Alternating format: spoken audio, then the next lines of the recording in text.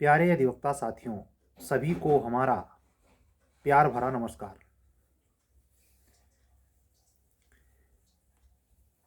कल के वीडियो में जब हम आपसे बात कर रहे थे तो कल भारत और साउथ अफ्रीका के भी भारत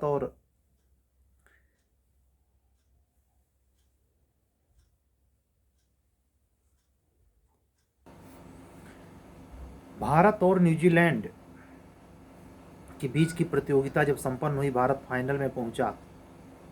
पिछले शिकस्त में जब न्यूजीलैंड ने भारत को हराया, आज के मैच के संदर्भ में जो सेमीफाइनल कलकत्ता में खेला गया, एक पॉइंट देखिए कि संवेदना, भावुकता अलग मुद्दा होता है, लेकिन संघर्ष और सक्सेस बेतुका बेजोड़ करने वालों को मिलती है। आप ये काबिलियत समझें कि यूं ही ऑस्ट्रेलिया बार बार फाइनल नहीं खेलता। मैं कह चुका हूँ 6 बार, 6 या इससे अधिक बार है शायद, थोड़ा सा कंफर्म नहीं हूँ, वर्ल्ड चैम्पियन रहा है और फिर वो फाइनल में भारत के साथ खेलेगा 19 तारीख को। आखिरकार अफ्रीका फिर भी फाइनल में पहुँच नहीं पाया। तो ये किस्मत की कहानी मात्र नहीं होती है, दुर्भाग्य तो होता ही है कि इतने दिनों से, इतने संघर्ष के बावजूद साउथ अफ्रीका फाइनल के दौड़ से बार बार बाहर हो जाता है। फिर बाहर हो गया, बहुत कम स्कोर था। जिंदगी में अपने कंपटीशन में सफलता प्राप्ति के दौर में अगर आप जीवन के इन लम्हों से गुजर रहे हैं, बार बार विफलताएं हाथ रखती हैं, सफलता नहीं मिल पा रही है, बहुत प्रयास करते हैं, तमाम जतन करते हैं, लेकिन कंसंट्रेट नहीं हो पाते हैं, आपका मनः चित्त ऐसा है, परिस्थितियां ऐसी हैं कि कंट्रोल, नियंत्रण नहीं हो पाता है, तो एक सूत्र है, जहां सफलता तो नहीं लेकिन ज़िंदगी में अन्य तनाव से बचने के लिए आप करने के ऊपर फोकस करते हुए बाकी परमात्मा पे छोड़ सकते हैं। छोड़ना ही पड़ेगा, ऐसे कहूँ, और कोई चारा नहीं है। आज मैंने देखा जब मैच ख़त्म हो गया तो वो जो वहाँ का कप्तान है अफ्रीका का, उसने ताली बजाई। कई दृष्टि से ताली बजाई होगी, लेकिन वो एक दृष्टि से मानी जाएगी कि वो भी बधाई दे रहा है ऑस्ट्रेलिया को कि आप फाइनल में पहुँचे।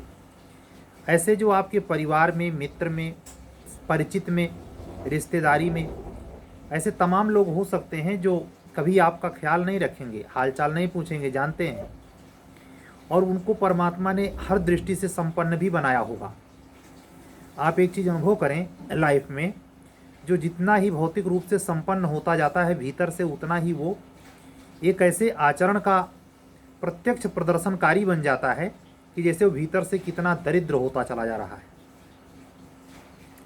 वो लोगों से कटता जाता है, उसकी डिपेंडेंसी मात्र पैसे पे हो जाती है, पैसे से उसकी आवश्यकताएं पूरी होने लगती हैं, हर चीज़ वो पैसे से खरीद लेता है, और अंत में जब प्राण निकल जाते हैं, बॉडी बचती है, तो उसके परिवार वाले उसी पैसे के सहारे उसका अंतिम संस्कार कर देते हैं।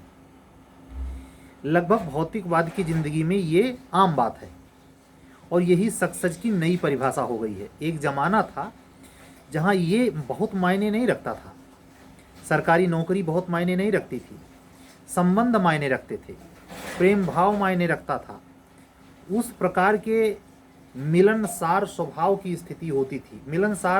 मिलन, एक प्रेम आपस में हुआ करता था, उसमें कमी आई है, उसका रूप बदल गया है। अब न वो भाव है, न वो दशाएं हैं, न स्थितियां हैं, लेकिन चुनौतियां कई गुनी बढ़ गई हैं। पहले का आदमी रूखा सूखा मोटा अनाज भी खा करके स्वास्थ्य से लड़ते हुए, यहाँ तक कि हैजा, मुल्तान बीमारी आती थी तो हजारों में लोग मारे जाते थे। स्वास्थ्य सुविधाएं इतनी डेवलप नहीं थीं, फिर भी आदमी में एक हिम्मत था जिसके सहारे वो लड़ता था। मैं इस बात के कतई सपोर्ट नहीं करता हूँ कि पुराने ज़माने की व्यवस्था श्रेयस्कर थी, बहुत एडवेंचर वाली थी। आज सुविधाएं बढ़ी हैं, हेल्थ केयर सिस्टम बढ़ा है, इसीलिए तो ये आबादी बढ़ रही है, बढ़ती हुई दिखती है। 40 करोड़ की आबादी वाला अपना राष्ट्र 1 अरब 50 करोड़ को छू रहा है। मामूली बात है ये, बगैर सुविधा के। काफ़ी कुछ स्थितियां बदली हैं, बहुत खस्ता हाल लाइफ पूर्वजों की रही है। उनकी अलग स्थितियों में चुनौतियां अलग थीं, अलग स्वभाव था, अलग मनोदशाएं थीं। उस मनोदशा के विपरीत वर्तमान में जब सरकारी सेवा इतनी इम्पोर्टेंस रखती है और उसको प्राप्त करने के लिए हम कैरियर के फील्ड में आते हैं, तो हमारी चुनौती उसी समानांतर बढ़ती जाती है। और अगर हम उसे प्राप्त नहीं कर पाते हैं तो हमें एक फीकापन, खालीपन, सूनापन और सबसे ज़्यादा इकोनॉमिकल क्राइसिस से जूझना पड़ता है। कोई छोटा मोटा कारोबार जो आदमी करता है उसमें भी उसकी दिनचर्या बंधी होती है, लेकिन जो आदमी बेकार पड़ा है, जो कोई काम धाम नहीं करता है, जो किसी बिजनेस शेड्यूल में नहीं है, जो अपने करियर के शेड्यूल में कोई काम धाम नहीं करता है, तो वो समय को काट नहीं पाता है, फ्रस्ट्रेशन बढ़ती है। उस फ्रस्ट्रेशन के विपरीत ये जो सामने आने वाली वैकेंसी हैं एक नई आस जगाती हैं। आप किसी भी उम्र में हो, अगर इन कैरियर आखिरी एज भी आपकी चल रही है तो भी मैं आपसे संलिप्तता, आपसे संवेदनापूर्ण ढंग से कहना चाहूँगा कि ये मौका है, एक मौका भुनाइए। आज 4 फरवरी के बजाय 11 फरवरी को एग्ज़ाम होने की बात कमीशन ने आरओ की कन्फर्म कर दी है। 11 फरवरी को पेपर होगा और यहाँ तक कि पीसीएस 2024 के प्रीलिम्स की भी डेट उसने डिक्लेयर कर दी है। आप सोचिए कि आपकी न्यायिक सेवा की दोनों भर्ती जो कमीशन लेता है, एपीओ और पीसीएसजे, उसके बारे में उसकी चुप्पी कोई नई बात नहीं है। कभी कोई चीज़ें कन्फर्म नहीं करता, अचानक वैकेंसी निकालता है और उसको भरता है। तो ये देखिए डेट पीसीएस वालों का अभी 24 का प्री का मतलब फार्म नहीं आया है, प्री की परीक्षा की डेट आ गई है। 23 का मेंस हुआ है, 24 के प्री की परीक्षा डेट आ गई। क्या ऐसे जे और एपीओ के संदर्भ में नहीं कर सकता? कभी नहीं किया है, न करेगा। क्यों? हाई कोर्ट में जो एडमिनिस्ट्रेटिव बॉडी है, जो पूरे उत्तर प्रदेश में नियंत्रण का प्रभाव रखती है निचली अदालतों पर, उसका जो नियमावली है या ढांचा है जो नियमों को देखता है, उसमें इतनी प्रभाविकता नज़र नहीं आती कि कमीशन या स्टेट से इस तरीके से बॉन्डिंग हो कि कुछ इस तरीके की अस्पष्टता हो। मध्य प्रदेश जुडिशरी में जो हाई कोर्ट वहाँ का कराता है, आप देखिए पर ईयर वैकेंसी आती है। उन्होंने रूल बना दिया कि 3 साल का अनुभव होना चाहिए और इतने % मार्क्स होने चाहिए, वो कंटिन्यू कर दिए। जबकि ये माना जाता था कि जिस हिसाब से अनदर स्टेट में इस तरीके की कोई व्यवस्था नहीं है, उसके खिलाफ अगर कोई पिटीशन डालेगा तो खारिज नहीं होगा बल्कि पक्ष में निर्णय आएगा। मध्य प्रदेश हाई कोर्ट के उस फैसले को पिटीशन के तौर पर बच्चों ने अगर जोखिम उठा के पैसा खर्च किया होगा, पिटीशन में पैसे लगते हैं, ऐसे मत समझिए कि दरखास्त लिख दिया बैठे बैठे ये तख्त पे, उस पैसे को झेला होगा बच्चों ने, जो भी गए होंगे, रिजेक्ट हो गई। अब वो कानून बना पड़ा है, कानून विसंगत है या सुसंगत ये बात का मुद्दा है, लेकिन वो सारे देश में अलाउ नहीं है। जो सारे देश में अलाउ नहीं है जुडिशरी वही है, तो ये क्लासिफिकेशन में आर्टिकल 14 के उल्लंघन में है, समानता के अधिकार के विरुद्ध है, लेकिन नहीं हो पाया। बच्चे तरस रहे हैं, वहाँ की जुडिशरी आ भी गई है। हरियाणा एचजेएस का फॉर्म आया है आज की डेट में 16 नवंबर को, और आप लोग चेक कर लीजिएगा। एक बार मैं जो डेट बोल रहा हूँ कि आरओ का प्रीलिम्स का जो डेट है वो 11 फरवरी निश्चित हुई है 2024 में, और मार्च में डेट लगा दिया है उसने पीसीएस प्री का। इसी बीच में एपीओ जे में से प्री होना है और दोनों आ गई तो दोनों का होना है। अब ये इंटरेस्टिंग बन गया है कि आज 16 नवंबर को हम आपसे बात कर रहे हैं, आने वाले 20-25 नवंबर तक क्या कमीशन कैलेंडर जारी कर देगा? ये बड़ी जिज्ञासा का विषय है। अगर कैलेंडर जारी करेगा तो उसमें उत्सुकता इस बात की रहेगी क्या उसने किसी कालम में सहायक अभियोजन अधिकारी या उत्तर प्रदेश न्यायिक सेवा का जिक्र किया या खाली कोई डेट छोड़ रखी है। अगर ऐसा पूर्व की तरह करता है, खाली भी छोड़े रखता है, तो भी इस बात की संभावना है कि इसी में शायद वो अपना है। और अगर बाई चांस वो खाली नहीं छोड़ता है तो एक मन में संशय हो जाएगा स्वाभाविक कि लगता है डेट एग्ज़ाम की कोई बात ही नहीं है क्या। लेकिन मुझे पूरी उम्मीद है ऐसा नहीं करेगा। जहाँ तक वो ये कन्फर्मेशन हो सकता है ना दे तिथि का, लेकिन वैकेंट डेट रखेगा सुरक्षित डेट, वो दो पर्पज से भी रखता है कि जो परीक्षाएं हो भी रही हैं, डेट पहले से डिसाइड कर दिया है, उसमें कोई आकस्मिक कारण आन पड़े तो उस डेट पर जो सुरक्षित रखी जाती है उस पर वो परीक्षा करवा लेगा और ये भी कह लेगा कि हम उसी डेट पे वो करवाते। तो एक संभावना है, जिस तरीके से आज कमीशन ने सक्रियता के साथ पीसीएस 2024 की प्रीलिम्स की डेट डिक्लेयर कर दी है, उससे ये दर्शित होता है कि 2024 के बारे में जो सक्रियता उसने 23 के अनुक्रम में रखी, समीक्षा अधिकारी 2021 का फाइनल रिजल्ट निकाल के उन बच्चों को ज्वाइन कराया अभी लेटेस्ट मुश्किल से 2 महीना पहले, और पीसीएस जे वाले ज्वाइनिंग पे लाइन में लगे हैं। एपीओ 2022 की वैकेंसी में जो 69 पद भरे गए उसमें से 62 या 64 को ज्वाइन करा चुका है। तो ये जो दिसंबर नवंबर का महीना है ये कड़क सर्दी वाला तो है, लेकिन आपके कैरियर की दृष्टि से भी बहुत कड़क है। इसमें जो तिथियां आ रही हैं उस पर बारीकी से नज़र बनाए रखिए, और जो कैरियर में जिसमें आप हर हैं, जिसके लिए एज आपकी रिकमेंड है करती है, आप अगर जूनियर डिवीज़न में आपका चांस बचा है तो उसके पॉइंट ऑफ व्यू से भी, एपीओ के पॉइंट ऑफ व्यू से, और अगर एचजेएस देने लायक हैं तो उन कंडीशन में भी तीनों को ध्यान में रखते हुए अपनी सक्रियता से अपनी स्टडी जारी रखें। ये ध्यान रखें कि अचानक जो कमीशन ये चीज़ ओपन कर देगा तो उसके बाद कहते नहीं कि अब तो बिगुल बज गया, बिगुल बज गया, तो बिगुल बजने के बाद कुछ बचता नहीं। दृढ़ता आपके जो होती है वो फिर चौकन्नी होकर के लड़ाई लड़ने में लग जाती है। आपको इसका तक आभास नहीं होता कि हम इतने दिनों से इसके बारे में सोच रहे थे।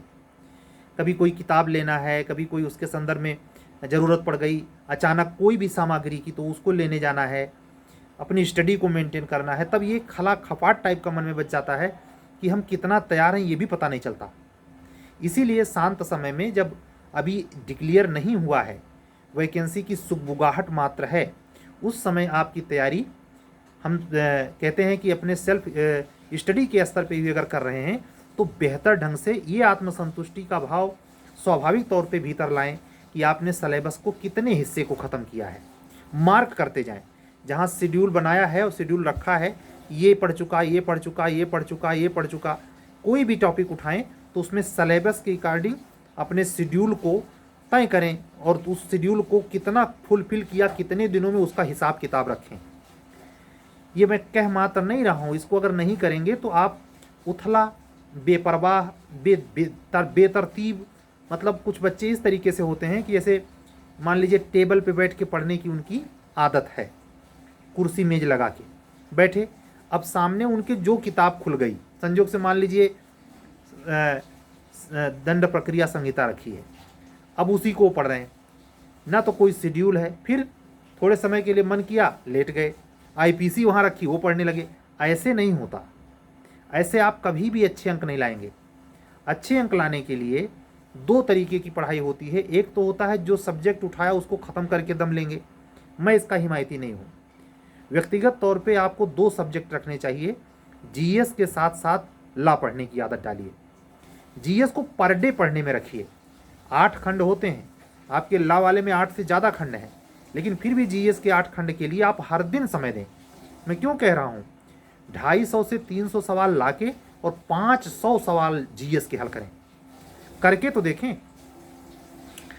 बाणी प्रकाशन की आती है जिसमें व्याख्या नहीं दिया होता, लेकिन वो कॉन्सेप्चुअल कुछ शॉर्ट नोट्स पहले प्रोवाइड कराते हैं, फिर उसके बाद उस पर एसएससी में, यूजीसी में, नेट में आए हुए उससे संबंधित विज्ञान के, इतिहास के, भूगोल के सारे के सवाल वो इंक्लूड कर रखता है।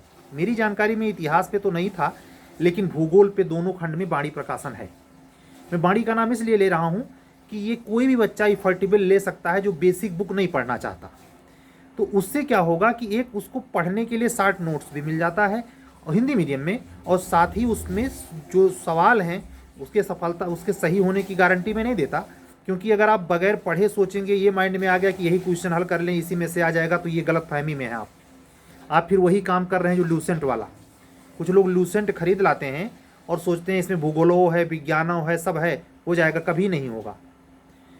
उत्तर प्रदेश पीसीएस की कोई भी परीक्षा, यूपी कमीशन की सॉरी, कोई भी परीक्षा जो जीएस पे बेस्ड है, वो जिस तरीके से आप सोच रहे हैं वो बिहार पीसीएस की तरह या बिहार जुडिशरी की तरह जीके नहीं पूछता। उसके जीके में कॉन्सेप्ट होना चाहिए, और कॉन्सेप्ट आपको डिस्क्रिप्टिव मेथड से पढ़ के ही आएगा। इसके लिए हिंदी हो या इंग्लिश वर्जन, आपको जब तक कुछ शार्ट नोट्स में नहीं मिलेगा, उसके बारे में ब्यौरा नहीं मिलेगा, तब तक आपके उसके बारे में कॉन्सेप्ट नहीं बना पाएंगे। इसीलिए मैं कह रहा हूँ कि अगर मान लीजिए एग्जाम्पल के तौर पे वाणी या घटना चक्र कोई दोनों में से कोई एक पढ़ते हैं आप, तो दोनों में जो क्वेश्चन है उसके समराइज के लिए क्या टेक्स्ट बुक है आपकी। टेक्स्ट बुक पढ़ने के बाद अगर चीज़ों को पढ़ रहे हैं तो समझ आता है, और उसके बाद जब आप हल करते हैं तो आप, जो मैं कह रहा हूँ कि पर डे 500 क्वेश्चन हल करने के लिए, जानते हैं 150 क्वेश्चन पूछता है, हल करने में 2 घंटे देता है, तो 150 300 हुआ, 2 घंटे 4 घंटे हुए। अभी भी 200 क्वेश्चन और कह रहा हूँ, 150 300 फिर 450 6 घंटे, यानी जब 7 घंटे रेगुलर जीएस पढ़ेंगे रोज, तब आप सिलेबस कंप्लीट कर पाएंगे। ऐंठते मैंठते नहीं, रील देखते नहीं, रिश्तेदारी में जाकर के समस्याओं का समाधान करते नहीं। कोई उधार मांगने आया है, कोई परिवार में कोई समस्या है, उसका समाधान लेके आया है, बार बार आप डिस्टर्ब हो रहे हैं, चेयर छोड़ देते हैं, समस्या सुधारते हैं, बच्चे को खिला रहे हैं। ये सब करने वालों के लिए कंपटीशन नहीं बचा है अब। कभी एक ज़माने में था, लेकिन अब नहीं बचा है। नए उम्र के बच्चे जो 10 घंटे देते हैं, उनके पास इतनी एनर्जी है कि आपकी सीट वो खा जाएंगे, भले आप 44 साल के हैं। यही हो रहा है। 2015 से आग दहकी है, अब ये काफ़ी बड़ी मात्रा में दहक रही है।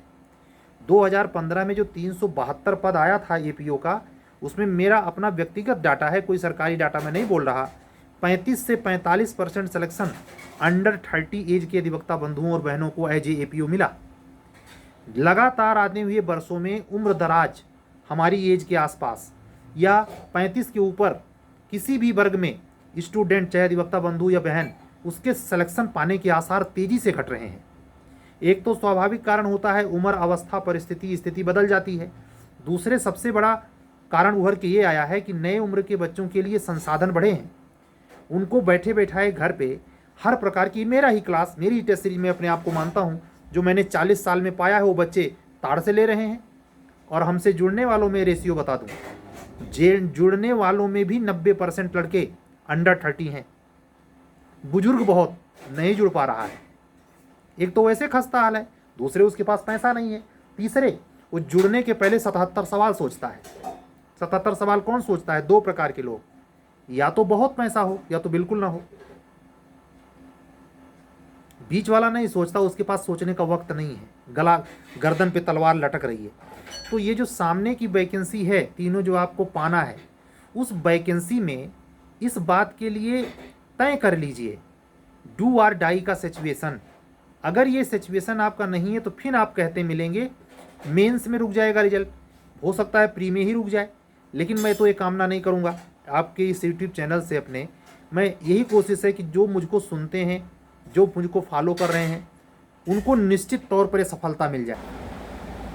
जिंदगी की जंग ऐसे ही नहीं जीती जाती, नहीं तो यूं ही उम्र तमाम होती जाती है।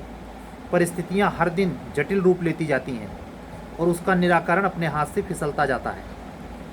और अगर ये पता है कि हमने ये कमियां की हैं, तो बाद में किसी के सामने ये रोना भी नहीं है कि हम ऐसा नहीं कर पाए। भाई, हम गलती हमारी थी, बात ख़त्म हुई। हम हो सकते थे, नहीं हो पाए, बात ख़त्म हुई। उसके लिए रोना क्या, उसके लिए परिस्थितियों को दोष देना क्या।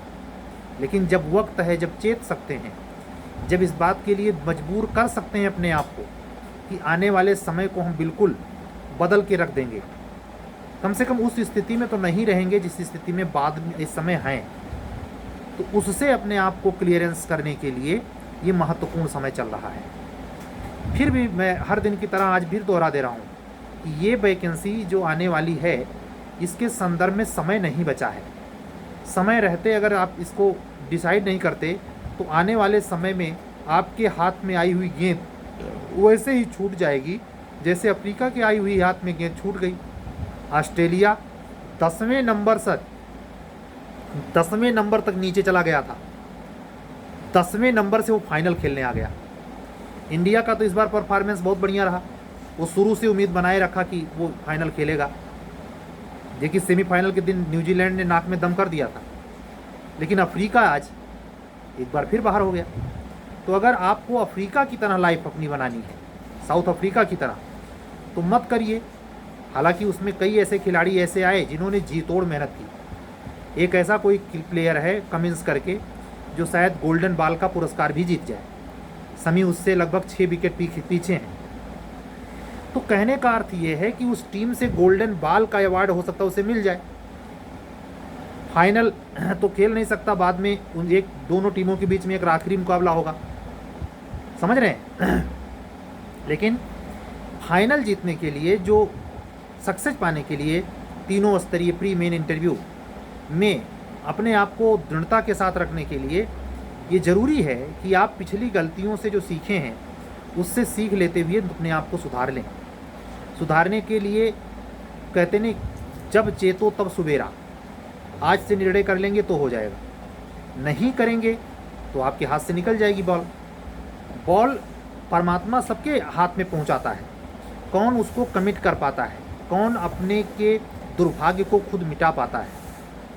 जब ये सत्य है कि पुरुष में इतनी क्षमता है कि वो परमात्मा हो सकता है, तो भौतिक वस्तु क्या चीज़ है। पुरुष में ये संभावना है हर मानव में कि वो परमात्मा हो सकता है, तो ये भौतिक वस्तु क्या है। इसका मतलब उसकी स्ट्रेटजी में तमाम, मैं व्यक्तिगत तौर पे स्वीकार करता हूँ, आपके सामने बैठा हूँ, तो मुझे अगर सफलता आप नहीं देख रहे हैं, कुछ मेरे में कमियाँ हैं जो मैं बता तो सकता हूँ, लेकिन उसको खुद कर नहीं पा रहा हूँ। मैं आपसे सरेआम स्वीकार करता हूँ कि जो बातें मुझे उपदेश देने में बड़ी आसान लगती हैं, उसको एग्जीक्यूट करने में मैं खुद उस स्तर पे सफल नहीं हो पा रहा हूँ, इसलिए मुझे सक्सेस नहीं मिल पा रही है। लेकिन ऐसा नहीं कि मुझे नहीं मिल पा रही है तो आपको भी नहीं मिल पाएगी। कोशिश कर सकते हैं, कोशिश करने में कोई बुरी बात नहीं है। अपने लाइफ को चमकदार लाइफ बनाने के लिए, बार बार चैंपियन बनने के लिए ऑस्ट्रेलिया बनना चाहेंगे, या जी तोड़ मेहनत करने के बाद इंडिया की तरह लेबोरियस स्टूडेंट फाइनल में पहुंच के लोगों को चौंकाना चाहेंगे, या अपनी ज़िंदगी साउथ अफ्रीका की तरह बदनसीबी वाली ज़िंदगी में ढालना चाहेंगे, तय करना आपको है। मैं आज का वीडियो इतना ही रखूँगा, ज़्यादा बड़ा नहीं, 25 मिनट के आसपास का ही वीडियो होगा। और आपसे उम्मीद करूँगा कि जो टेस्ट सीरीज़ वगैरह मेरे द्वारा चलाई जा रही है, उसमें अगर अनुशंसात्मक, बगैर किसी दबाव के, स्वस्फूर्णा से अगर आप में प्रेरणा शक्ति आती है, इंटरेस्टेड हैं, तो आज आप यूपी एपीओ को लेकर, जुडिशरी को लेकर, एचजेएस को लेकर प्री या मेंस की इंग्लिश हिंदी मीडियम में उपलब्ध टेस्ट सीरीज से जुड़ सकते हैं। या आप अगर यूपी एपीओ को फोकस करके स्पेशली तैयारी कर रहे हैं तो क्रैश कोर्स से जुड़ सकते हैं। प्रक्रिया विधि के लिए स्पेशल शार्ट में कैसे यूपी एचजेएस 2020 के जो क्वेश्चन पूछे गए उसको कैसे सही शब्दों में, सीमित वर्ड में, 1.5 पेज में आंसर कैसे कंप्लीट करें, क्या सावधानियां बरतें, कैसे कॉन्सेप्ट डेवलप करें प्रक्रिया विधि में, इन सारी विधियों पर क्रैश कोर्स से जुड़ सकते हैं। जीएस की क्लास के लिए, जो कि हिंदी मीडियम में उपलब्ध है, वो जीएस की क्लास के लिए भी आप क्रैश कोर्स में जुड़ सकते हैं। इन सारी योजनाओं में से किसी भी कार्यक्रम का हिस्सा बनने के लिए आप हमको 7705090393 पर व्हाट्सअप करके हमसे जुड़ सकते हैं। व्हाट्सअप नंबर यहाँ दिखा हुआ है। आज की वीडियो में सिर्फ इतना। आप पे मैं छोड़ता हूँ कि आप अपने आप को किस जोन में रखते हैं, हिंदुस्तान वाले में, ऑस्ट्रेलिया वाले में, या अफ्रीका वाले में। इस तीनों में से चुनना आपको है, और मैं यकीन दिलाता हूँ चुनकर, अगर आपने चुनना आपके बस में है, लेकिन होना आपके भाग्य नियति में है, लेकिन चुनना आपके बस में होता है। जो होगा देखा जाएगा, लेकिन चुन सकते हैं। यानी अगर ऑस्ट्रेलिया जैसा बनना चाहते हैं तो ऑस्ट्रेलिया जैसा मैक्सवेल भी बनना पड़ेगा। 7 विकेट गिर गया था, 200 रन बनाना था। है दम तो फैसला लीजिए। मिलेंगे कल। मैं अधिवक्ता जेके गिरी अपनी बात को आज ही पूर्ण विराम करता हूँ। कल फिर मिलूंगा, तब तक के लिए विदा दीजिए। शुभ रात्रि। सत्यमेव जयते।